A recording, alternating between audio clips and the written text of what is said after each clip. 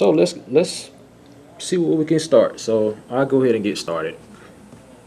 Um, well, I have my client here. She's on the phone. This is Yolanda, but I won't give any other information. She has a story, a testimonial to share with everyone, and an amazing story. I've been working with Miss Yolanda for the past since 2017 in September, and I kind of wanted her to tell us what happened and how she was able to heal, what we did together, and what the doctors did, and everything like that. So, Miss Yolanda, you have the floor. Okay, I was diagnosed with breast cancer in 2017. It was both breasts. Um, so I went and I got mammograms and did biopsies. Um, I had been seeing some information come across about Dr. Shalom, and at that time I don't think I had talked to him or reached out to him or anything.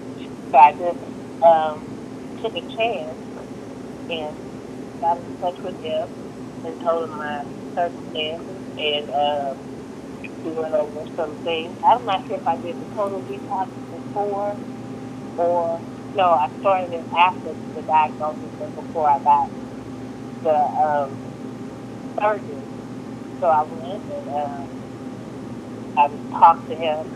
Then he gave me a protocol to follow, which I did. I'm not sure the exact protocol it was, but whatever the regimen was, I followed it. And so I had surgery. I had a bilateral um, lumpectomy, and I did get chemo and I did get radiation.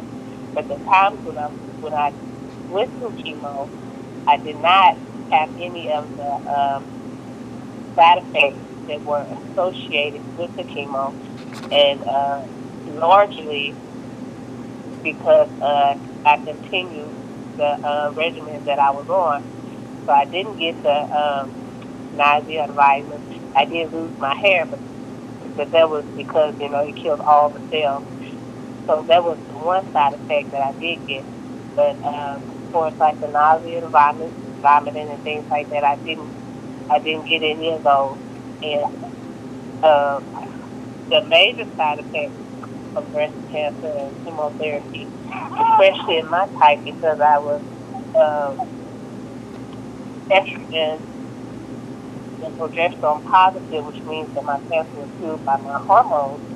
They asked if I could, that I want to have my eggs harvested from my ovaries to have children, and I told them no. I had one daughter, and at that time she was 6, and I had to have fertility pills before I got pregnant with her Clomid. So I said no. I didn't think I had planned on ever having any more children or anything. So the chemo, like I said, was supposed to make me sterile and everything. But I continued the regimen of the what Dr. Shalom gave me. As I went through the chemo and the radiation, and immediately after radiation, I'd say about a week or so, I was pregnant. Wow. And yeah, and all the doctors said that it was a miracle. Except for Hmm. my oncologist at the time, he advised me to get a an abortion, and my gynecologist, thank God for him, he was like, no, whatever you're doing is working, just don't stop. Wow. So So the oncologist yeah, tried to get you to get an abortion. yeah, that was his immediate thing. He said, you can get an abortion because what will happen, they wanted me to take tamoxifen. So when I was pregnant, I couldn't take the tamoxifen. And it's supposed to start immediately after you do your radiation. So so I couldn't take the tamoxifen and carry the baby, so I had to make a decision. So I decided not to take the tamoxifen and kept the baby and just kept taking the vitamins and herbs that suggested. I did that throughout the whole pregnancy, and each test, they give you a series of tests to see how the baby's progressing, how you're doing, and I was perfectly healthy. All the tests kept coming back normal and normal and normal. And I have to say, this time I'm 40 years old too. So, Right. So how old's the baby? Never been pregnant. Huh? How old's the baby now? The baby is should be 4 months on the 28th. Wow! Congratulations. She's perfectly healthy. She's alert, active. She's Great. actually above where she should be in terms of how babies mature. Yes. So she's ahead of target.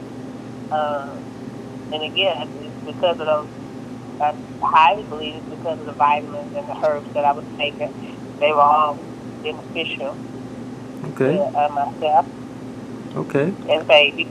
And so I didn't take that tamoxifen for a year, and I think my oncologist history was that the cancer would spread like, wildfire, like the baby would ignite its ignition. Mm. But she didn't. And I had my first mammogram a year and a half later, and come back cancer free. Okay. So, Well. Okay. Well, to take it off stuff. She said she was cancer free. Yes, and that is awesome. One of the things that she said that because of the tamoxifen, they didn't want her to take it. They was thinking that it could spread.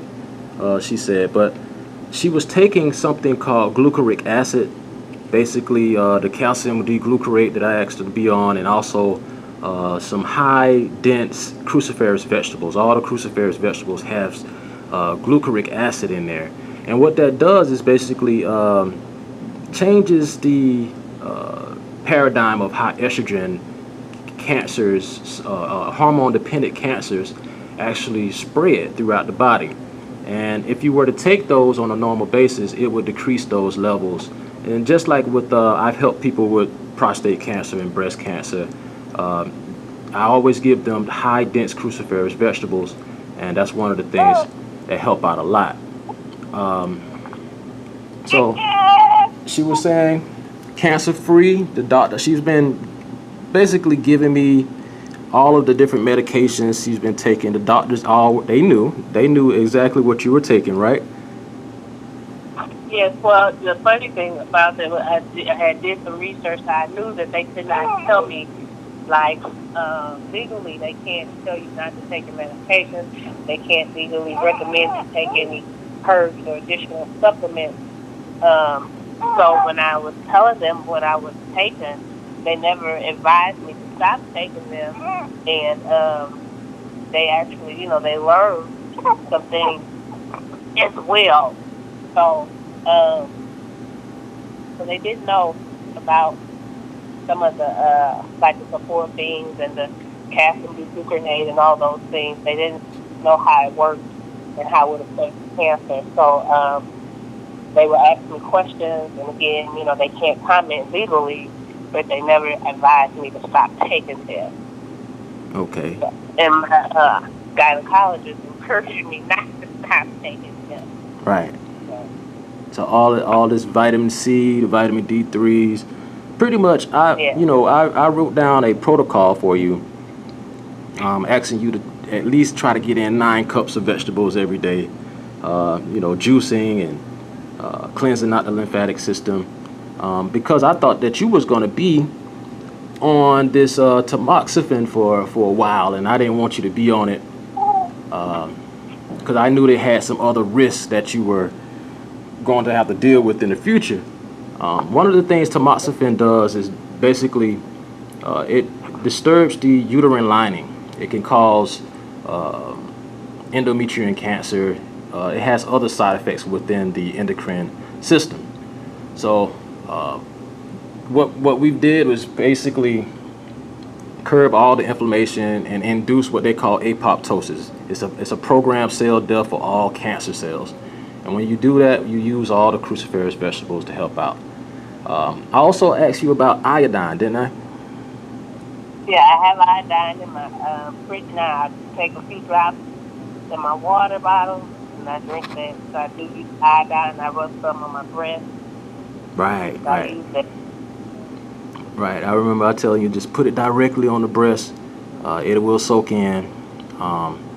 That's one of the things. A lot of times, iodine deficiencies can contribute to breast cancer, and that's one of the reasons why it can't stay in that type of environment. It won't live in that alkaline environment. So you sent me a recent mammogram test, Yeah. and I was so surprised, and just proud of you for keeping through the whole diet and keeping up with everything. But now you are normal,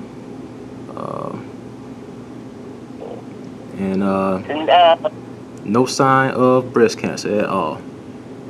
no sign of breast cancer or any other cancers either. So Wonderful, wonderful. Look at the Most High giving us all these healing. Everything is right here available for us. We don't have to take all these man-made medications. Most of everything you were taking is all natural. And I'm so proud of you. I'm so proud of you. And we have a beautiful. glad because just taking a leap of faith and like I said, I never met you and just reading, so that's amazing in itself. Yes, yes. What would you say to anybody else that needed to get these remedies and get this type of guidance? I would say that if you have been diagnosed with um, any form of diseases, to seek out alternative methods in healing and basically be an advocate for yourself. Because, like I stated earlier, the doctors legally they can't tell you any alternative uh, medication, so you have to advocate for yourself in that way. So that's what I would say. Not just go along. You have to be a self advocate and take chances, and that's it. Okay, okay. They want you to be more aggressive about your own health. Be your own doctor. Um, take it in your own hands. This is your health. You know more about your body. Use them as a way to do these, testing, and those are great, but they cannot fix chronic conditions. Um, so we And would. they won't tell you. They won't They tell you, can't right? tell. Yeah, no, they can't tell you to. So maybe you should. They'll change. Say, for instance, like the American Cancer Society. They'll have a diet on there, but the food that's on there that they suggest are full of carcinogenic, and they're there because these are the people who donate to them, so they have a invested interest in these groups. So Mm, again, you just have to be careful and know that I would say I don't want to say that they're intentionally misleading you. I don't think that, but they're not necessarily always looking out for your overall best interest. okay. So they have an invested interest already done by donations and money and all those things, basically. Yes. So, Okay. like, I think the American Cancer Association or American Diabetes Association, the same thing. So, if you have a cattle farmer that's invested in them, they're not going to tell you, no, don't eat this meat. They have to say, well, you can eat lean ground beef, which doesn't really, it's not different. It's still beef. So, Right, right. just have to become, like I said, become self advocate and read and research and just know, that Be the doctors are limited in what they can tell you. okay. Yeah. Being disciplined at everything, and it took us basically a year in a couple of months to eradicate the entire thing. Yeah. Just a And year. the total detox helped me. Well, it did. After I did the detox, I didn't eat. I haven't eaten meat since then. So whenever I first started in 2017 until now, I still don't consume any meat. Great, So that was a huge help. great. No meat, guys. No meat. So that's the way to do it. Keep it fruits and vegetables, um, plenty of greens, and that's the way we do it. So Yolanda, I want to thank you for sharing this beautiful testimony with everyone. And we're going to keep in touch. I see they already got you some future appointments just to check up on you, and I will do the same, make sure that you're okay, and keeping up with the same regimen. We won't have any future occurrences. So I want to thank you. And You're welcome. we will keep in touch. Okay. Have a good day. Blessings, sister. Bye-bye. Bye.